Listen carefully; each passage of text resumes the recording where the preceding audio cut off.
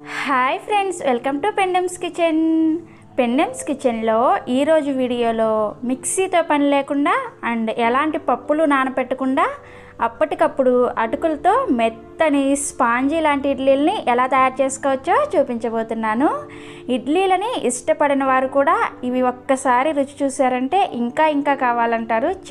చాలా సింపుల్గా చేసుకోవచ్చు అండ్ చాలా టేస్టీగా కూడా ఉంటాయి. సో ఇక లేట్ చేయకుండా ఇడ్లీలను అప్పటికప్పుడు ఎలా తయారు చేసుకోవచ్చో ఈ వీడియోలోకి వెళ్ళి చూసేయండి. ఈ ఇడ్లీలను తయారు చేసుకోవడానికి ఫస్ట్ ఇలా ఒక గిన్నెని తీసుకొని అందులో 1/2 కప్పు కొద్దిగా లావుగా ఉన్న అటుకులను వేసుకొని వీటిని 2-3 సార్లు శుభ్రంగా నీళ్ళతో కడగాలి. ఇలా కడిగిన తర్వాత ఇప్పుడు ఈ అటుకులు మునిగే వరకు నీళ్ళని పోసుకోండి.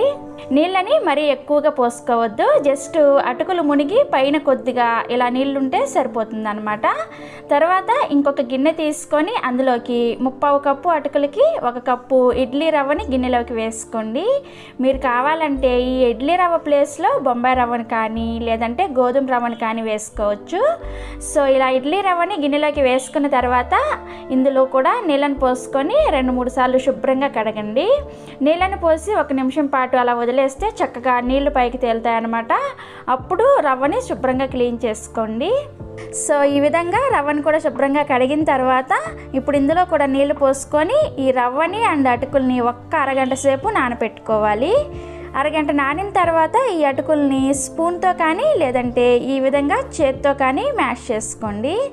స్పూన్తో కంటే కూడా ఈ విధంగా చేత్తో కలుపుకుంటేనే చక్కగా మెత్తగా అయిపోతాయి అటుకులు. అండ్ స్పూన్తో కంటే కూడా చేత్తోనే ఫాస్ట్గా కూడా చేసుకోవచ్చు అనమాట. సో అటుకులు ఇలా మ్యాష్ చేసిన తర్వాత చూసారు కదా, ఈ విధంగా కొద్దిగా మెత్తగా ఉంటే సరిపోతుంది, మరీ పిండిలాగా అవ్వాల్సిన అవసరం ఏమీ లేదు.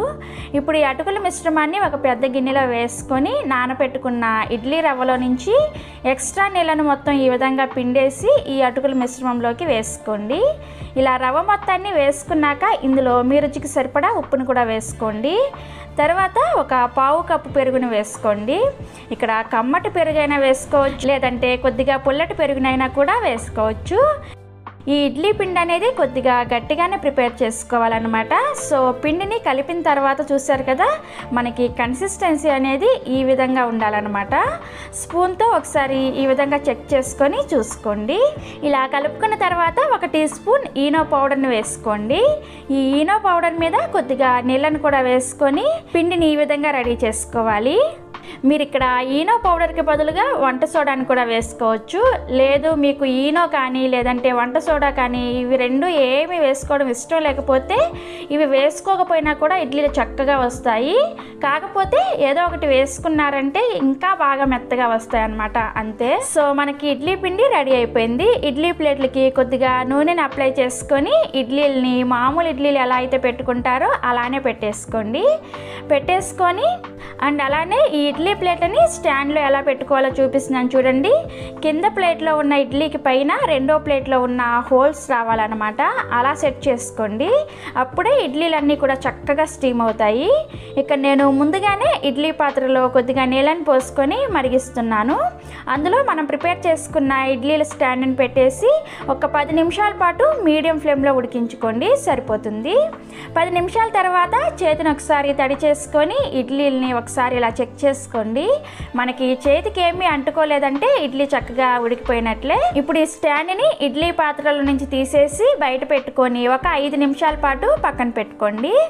అప్పుడు మనకి ఇడ్లీ చక్కగా వస్తాయి అన్నమాట. మీరు వెంటనే వేడివేడిగా తీసేసారంటే ఇడ్లీ అనేది ఇరిగిపోతాయి అన్నమాట.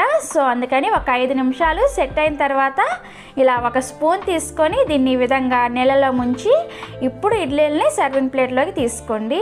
ఇడ్లీ చూసారా ఎంత మెత్తగా ఎంత బాగా వచ్చాయో. ఇక్కడ నేను మీకు ఒకటి తుంచి చూపిస్తున్నాను చూసారా, చాలా టేస్టీగా ఉన్నాయి.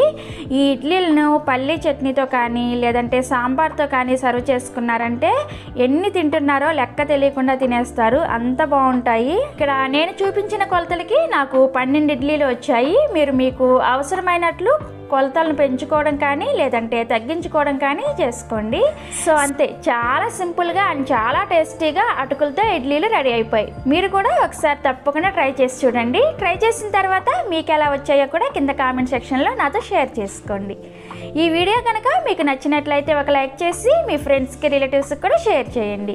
మరిన్ని Emmy tasty and quick recipes కోసం పెండెమ్స్ కిచెన్ని సబ్స్క్రైబ్ చేసుకోండి.